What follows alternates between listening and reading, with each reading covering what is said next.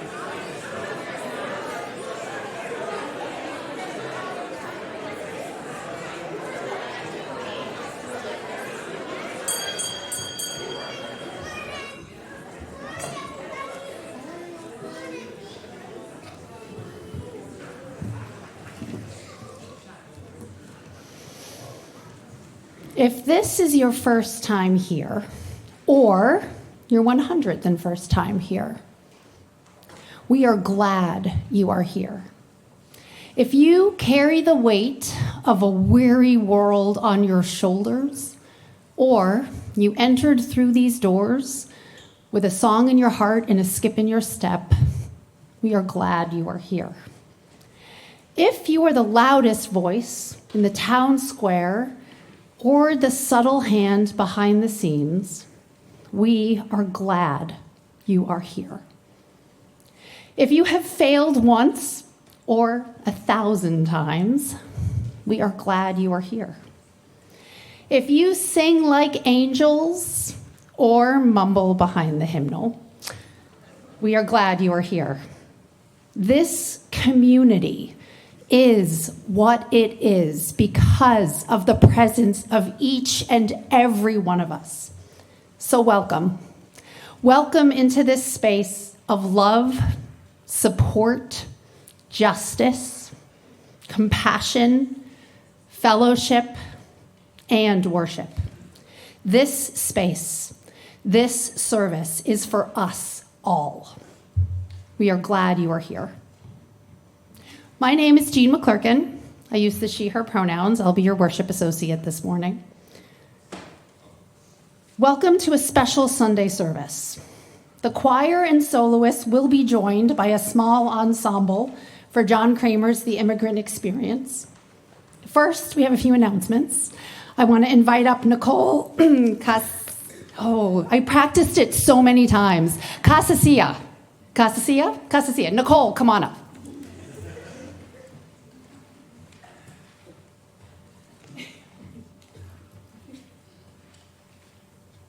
Good morning. My name is Nicole Casasia. I am the parent of a Wussy and a member of the Racial Justice Group. The Racial Justice Group and the Social Action Outreach Committee would like to invite you to our third presentation on Palestine next Sunday.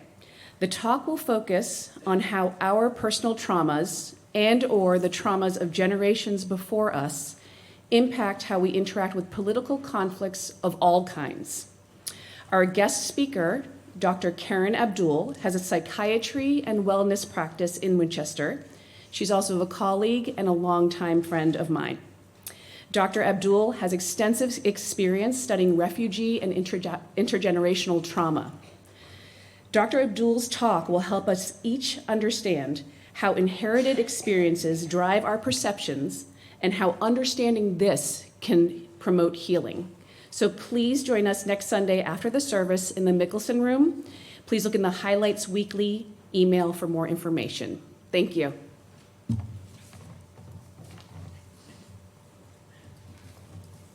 Thank you, Nicole. I have a few more. Okay. So, quick announcement, after the service today is a soup jar event, and if you know, you know. So, hopefully you all know.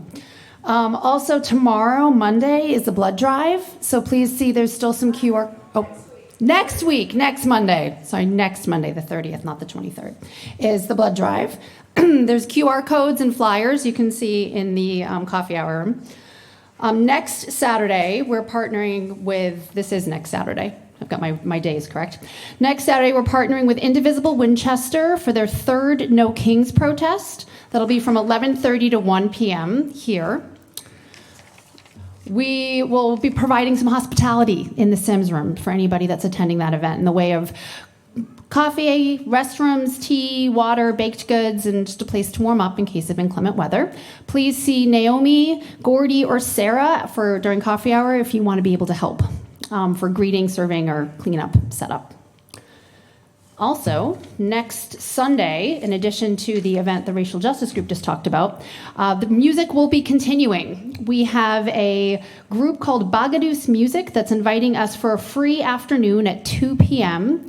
for classical music, jazz music, and folk songs. Bagadoos Music is featuring musicians from the Boston Symphony Orchestra, New England Conservatory, Brandeis University, and Bagadoos Music. They are a small, nonprofit community music group based in Blue Hill, Maine. So they're excited to bring their joyous music here to Massachusetts and the rest of New England. Any questions about this concert, please feel free to email Holly Wood. Holly Wood is a board member and Winchester resident. And there's also a wonderful Bagadoos Music Lending Library. And hopefully the information will be in highlights. Also, things happening. Please stay tuned to the weekly highlights for more wonderful events and announcements, such as our upcoming Easter egg hunt, Pasta Palooza, and the Canoe River cleanup. So lots of stuff happening every weekend, pretty much. All right, thank you.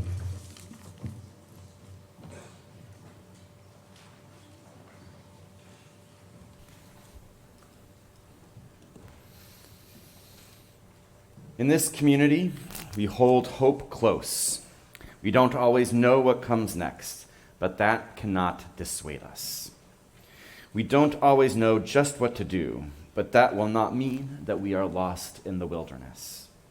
We rely on the certainty beneath, the foundation of our values and ethics.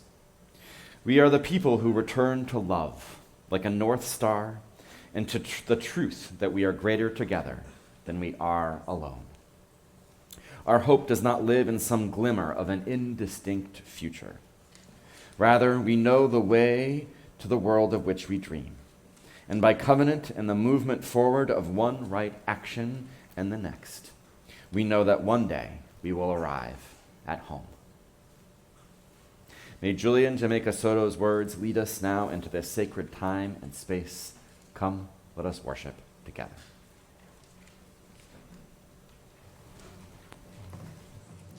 I now invite Kai McVeigh to come forward and light our chalice as I read these words by Tracy Bleakney.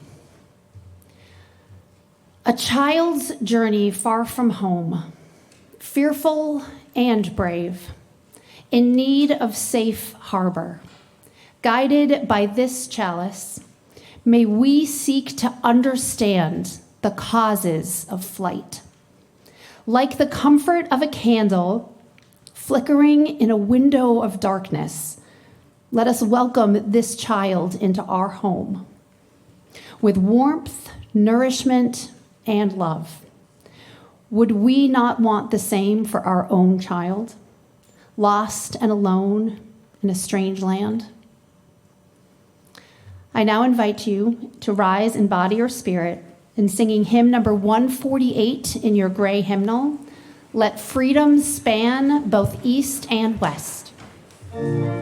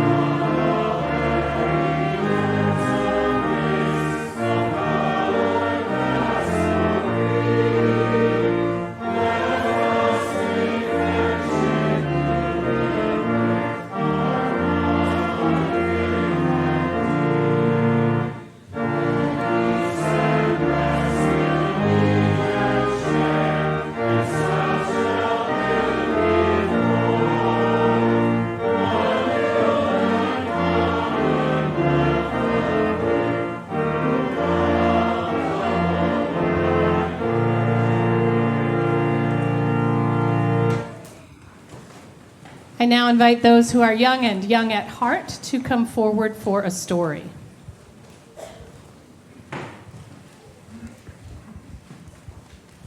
Good morning. Come on up, everybody.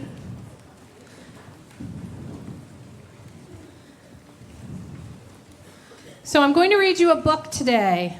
It is a very special book. It shows how we as humans can sometimes decide on something without a lot of information. As humans, we might make a decision about who a new kid in school is based on their clothes, their hair, their lunchbox, or just about anything when we don't really know without finding out. We might make a decision about someone we know based on the face they made when we scared them like we were a ghost. We might even decide that whole groups of people shouldn't be near us or have what we have because of where they came from, what language they speak or don't speak, whether they can do everything we can do with our bodies. The list could be endless. This book that I'm about to read you, shows how truly silly we can get when we don't have all the information. So when I read this book, I want you to pay close attention to what's happening, really close attention, and tell me what you see. Okay. So the name of this book is The Wall in the Middle of the Book.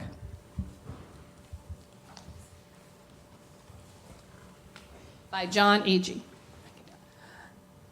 There's a wall in the middle of this book.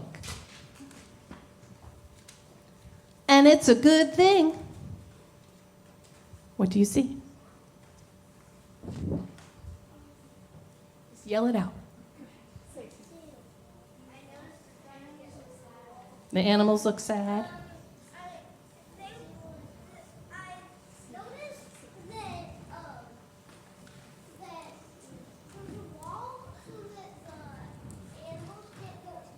The animals can't get over it. Yeah, they're trying to help each other. Okay, hold on. We're going to go ahead and you can just yell out real quick one thing that you see. The wall protects this side of the book from the other side of the book. This side of the book is safe. Anybody see anything? I see water. The other side is not. What's happening? The animals, they're running away from the little mouse. Those big animals. But the most dangerous thing on the other side of the book is the ogre. If the ogre ever caught me, he'd eat me up. I don't think he has to worry about the ogre so much. What do you think? That's why I'm glad there's a wall in the middle of the book, and I'm on this side of it. Wait a second. What's going on? What's going on? What do you see? It's flooding. What else? There's something big in that water, isn't there? A crocodile. This is not supposed to happen on this side of the wall. Oh boy. I think they're in trouble. What happens? The ogre is saving him. Wow. Thank you so much. Oh, no. I'm on the other side of the book. What do you think? Do you think they're in a better place on the other side of the book? Maybe.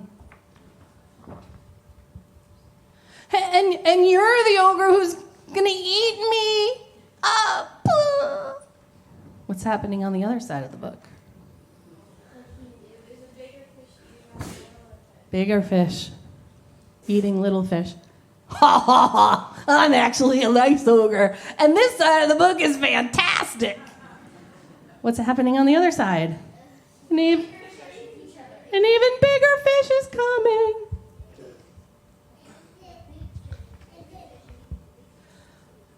Come on, I'll show you around.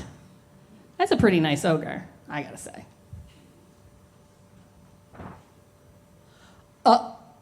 Very, very big fish.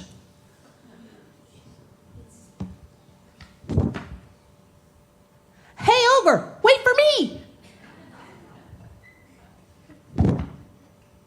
What do you see? Made friends. Looks like they're having a party, doesn't it? Yeah, lots of fun. I don't know where the mouse is. That's a good question. I bet he's just off the page. He has to run a lot harder to keep up. All right, so what do you think of that book? Does it make you think a little bit about maybe what you might decide before you have information? Yeah, so let's try to get information before we make decisions, okay? All right.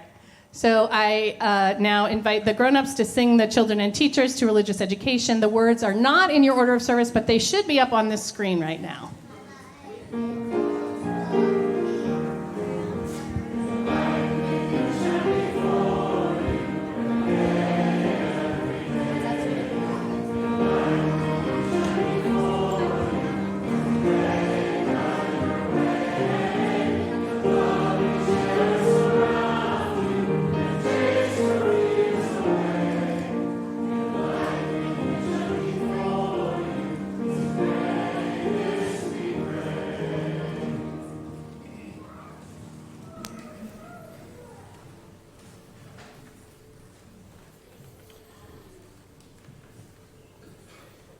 I invite you now to get settled into your space.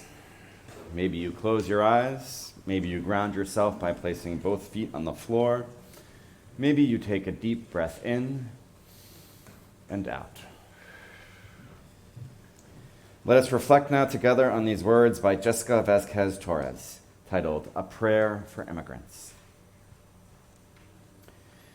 Source of life who is known by many names, overturner and illuminator of hearts.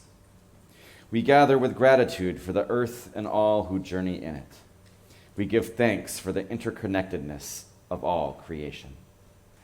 Support for those without support, stronghold of those without protection. We declare openly the times we have fallen short, from living out the call to justice our sacred stories place upon us, from recognizing the whole of creation as an extension of our being, from hearing the plight of creation yearning for justice, from seeing the harm our way of life and our policies inflict upon the creation. Source of wisdom who is known by many names, the Prophet Muhammad asks, what actions are most excellent? To gladden the heart of a human being, to feed the hungry, to help the afflicted, to lighten the sorrow of the sorrowful, to remove the wrongs of the injured. Let us not forget. The psalmist asks, who is fit to hold power and worthy to act in God's place? Those with a passion for the truth, who are horrified by injustice, who act with mercy to the poor and take up the cause of the helpless, who have let go of selfish concerns and see the whole creation as sacred. Let us not forget. Jesus, carpenter of Nazareth, asks, what is the greatest commandment? To love your Creator, to love your neighbor, to undermine oppressive powers with life-giving actions, to be in solidarity with all who suffer, to act for justice, and to teach others to act for justice. Let us not forget. Source of justice who is known by many names, let us not swerve from the path of righteousness that leads to just and equitable relationship. Open our eyes that we may see the immigrant and undocumented, whose labor enables and sustains our living, the farm worker, the hotel maid, the line cook, the child care provider, the health care worker. Give us the courage to stand with those crossing our borders, escaping economic oppression and political persecution, seeking work to support their families, aspiring to participate in the bounty of creation. Give us strength to confront the prejudice and intolerance of those who are fearful, and respond by closing our borders to those who sojourn seeking life and opportunity. Give us the will to leave behind the safety of our sanctuaries and temples and claim our place in the movement to transform the creation.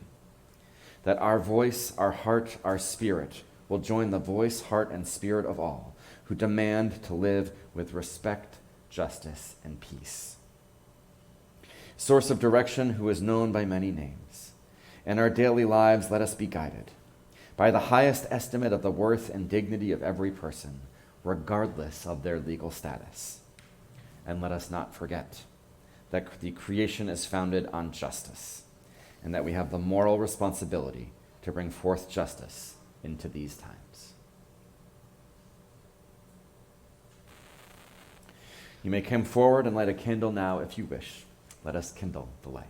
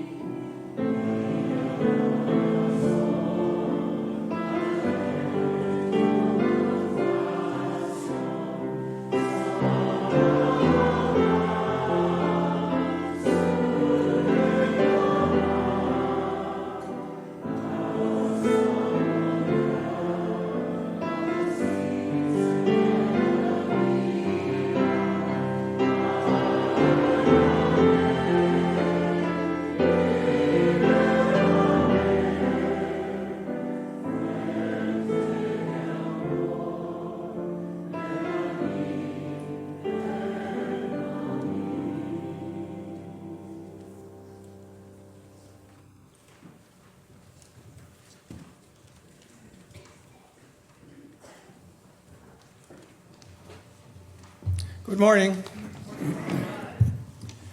A few weeks ago, my pledge team member Liz Lintz shared her appreciation of our society and why she's pledging to support it. Likewise, last week, Judy Murray gave her charming and testimonial about why she appreciates what we have here. Although I'm atheist, I'll have to say that I like them. I too feel really blessed to have found you and all of you and to be a part of this community. I've served on the pledge team now for several years, and I look back preparing these remarks to see what I'd said in previous testimonials, and I can see that I'd spoken about the serendipitous way by which my wife Kate and I had discovered the Unitarian Universalist Church of Worcester. Our time there was nurturing, busy, fulfilling, and a revelation. It changed an angry, resentful ex-altar boy into someone who found how much fun a non-doctrinal, multi-faith community could be. And I'm almost at the point now where hearing the G word no longer makes me wince. But since I don't want to retell my personal story year after year about how I have come to this moment, I thought I'd instead speak about one of the other reasons for my attraction and admiration for the society. Liz mentioned many of the offerings and facets of service that enrich our experience here, from the religious education, music, social action, finance, building and grounds, pastoral care, on and on. And all of these programs and committees deserve our admiration and praise. But for me, it's especially the commitment of the Unitarian Universalist Association and the commitment of this church to social action and social justice that make me proud to be a member and to pledge my support. These two phrases, social action and social justice, hint at what, in my mind, are the two distinct and equally important approaches to these issues. It's kind of like the two sides of the same coin. And I've thought about how best to describe this distinction, and the closest that I can come to is that, that saying, if you give a man a fish, you feed him for a day. If you teach a man to fish, he feeds himself for a lifetime. Well, the service work that's being done by churches and NGOs, food distribution, homeless shelters, clothing drives, those are all indispensable and noble. But in the richest, most powerful economy in the history of the world, there is no economic or financial reason for anyone to go hungry, for anyone to be unsheltered, for anyone to lack health care, quality education, clean air and water. We have as a culture, we have chosen these conditions because we haven't yet found a way to change the public structural policies that could readily resolve this economic apartheid and many other injustices. And it's not just Bernie and AOC and other leading democratic socialists that are saying this. Here's what a former UUA president said. We tend to treat changes in the economy as if they were like the weather, natural phenomena governed by forces beyond our control. Nothing could be further from the truth. We have chosen to live in a society with high unemployment, with income distribution that is beyond medieval. A tiny percentage of Americans own most of the wealth. Meanwhile, millions of willing and able people are without work. This did not just happen. We created this situation. Well, as with any situation created by people, no matter how seemingly intractable, it can be repaired by people. If you think of the situation that we fixed right here 250 years ago, think of all the sacrifice and pain endured to end our original sin of human slavery. Think of the decades of organizing to secure the right to vote for women, the gains made for the environment, civil and LGBTQ rights, and more. So just as with these other issues, the arc of the struggle for humane economic policies is long, but it too bends toward justice. And no surprise, the Unitarian Universalist Association has formed several groups that are working on both current time responses and long-term remedies. There's the UUSJ, the Unitarian Universalists for Social Justice, UUJEC, UUs for Just Economic Community, UUSC, the UU Service Committee, UU Mass Action. I've looked at what each of these groups state as their primary issues, and while I think the mix is still too heavily weighted towards the mitigation of injustices, each of them does have one or more ongoing campaigns for structural and preventive change. But whatever you may think of the UUA's choices, there's no doubt of the generosity of this community. The 2025 annual report indicates that we dispersed $18,000 as grants and donated over $20,000 through the Share the Plate. And for what it's worth, all but one of the 15 organizations that received money, and nearly 80% of those Share the Plate dollars went to groups that are based in Winchester or neighboring towns. So I want to say thank you for all the forms of your generosity. Just as have yours, so too have the costs to keep the church open gone up. So whatever you can pledge in that regard is needed and is very much appreciated.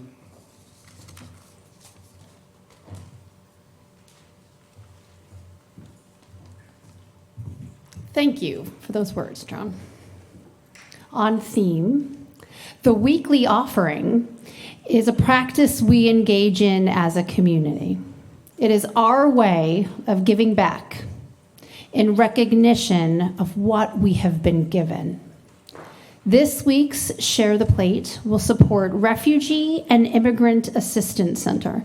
The Refugee and Immigrant Assistance Center is a grassroots nonprofit that supports refugees and immigrants in the greater Boston area with resettlement services, counseling, education, outreach, and social services that promote cultural, educational, and socioeconomic development.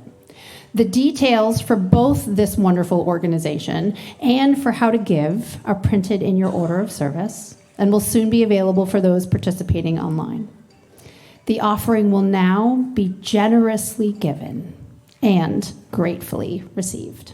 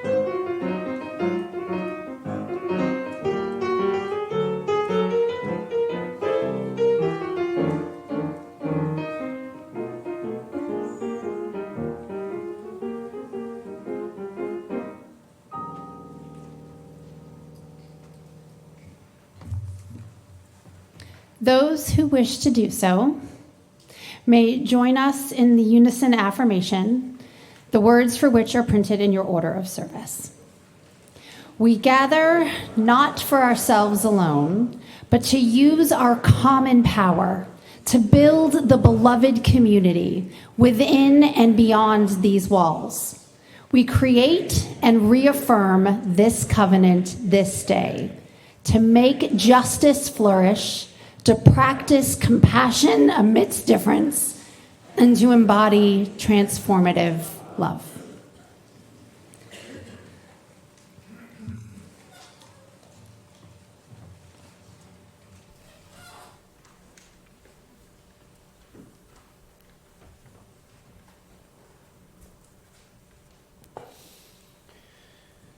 We gather this morning for one of our special biannual Music Sunday worship services.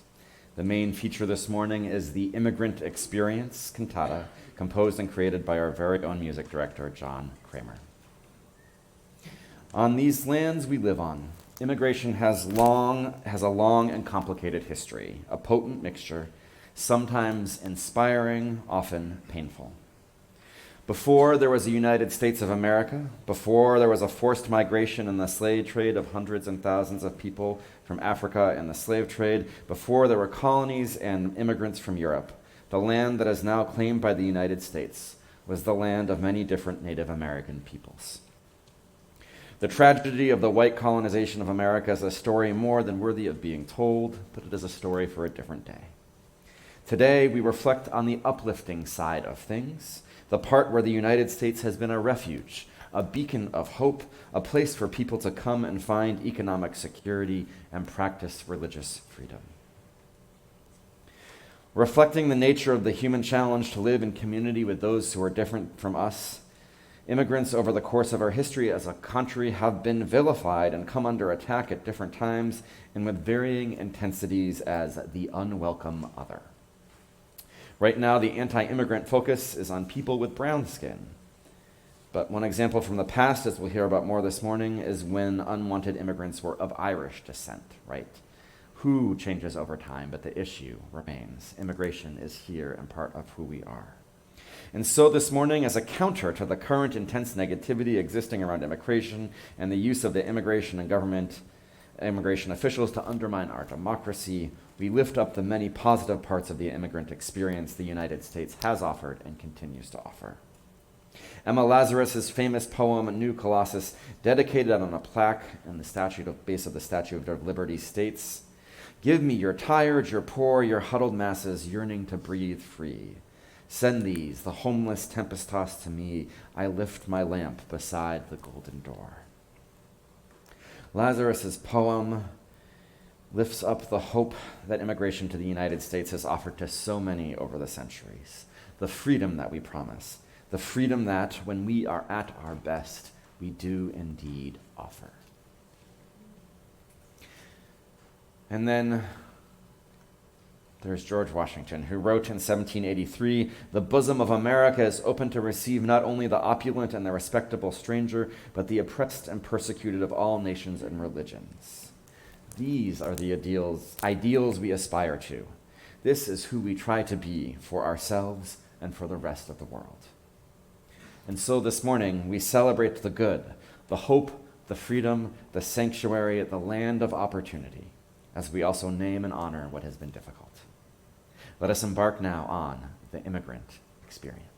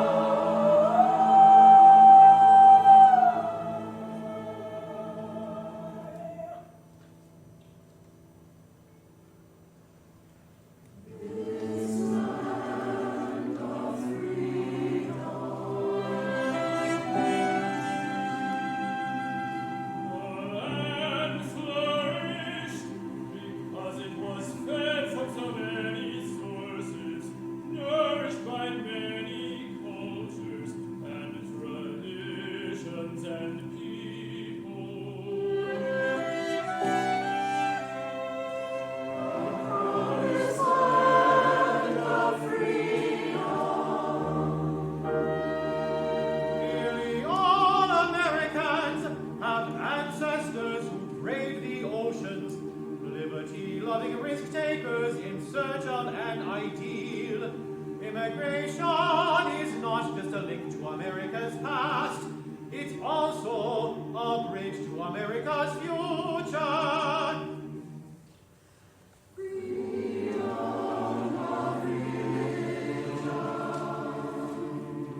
Offering an asylum to the persecuted and oppressed of every nation and religion. The religion then of every man must be left to the conviction and conscience of every man, and it is the right of every man to exercise it as these may dictate.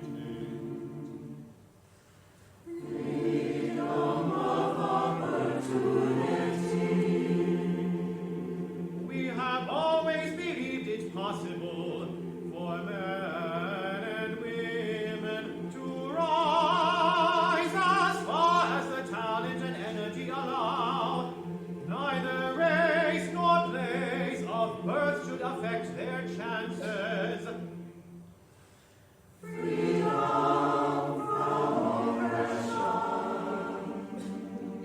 The United States should be an asylum for the persecuted, lovers of civil and religious liberty.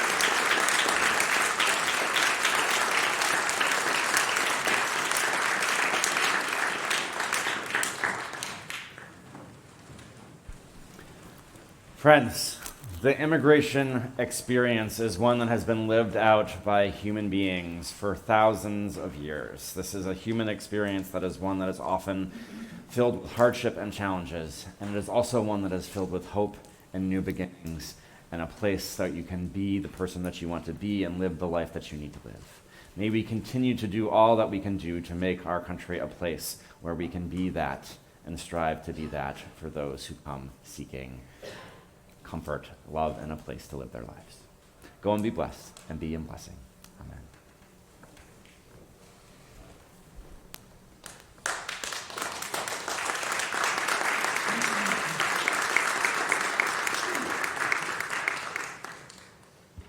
Hello.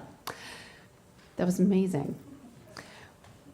Please join me together in reading the words for extinguishing this chalice, which are found in your order of service. We extinguish this flame, but not the light of truth, the warmth of community, or the fire of commitment. These we carry in our hearts until we are together again. The service has ended, but our life of service continues. Let us move now to carry our world forward with coffee and conversation in the Sims room and the soup jar event downstairs. Okay, thank you. Bye.